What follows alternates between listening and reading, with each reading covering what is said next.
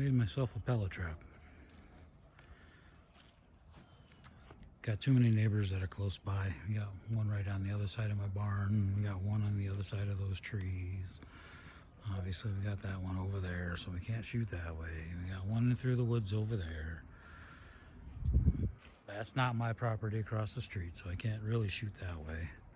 Because God forbid if they're using their property and enjoying themselves, you know, I gotta be responsible. So we made a little pellet trap. Used my barn as a backstop. That ought to be plenty safe enough. Got some 3/4 MDF angled so it'll knock the pellets down into the ground. Back that with some aluminum diamond plate just for safety's sake, and throw some more stuff behind it if need be. You know, I might even put some denim jeans in there hanging right before that MDF just to catch the pellets and really make sure they fall down.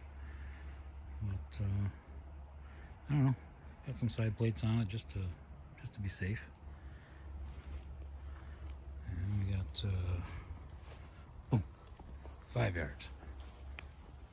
Boom, 10 yards. Boom, we can sit here at 15. That's not too bad.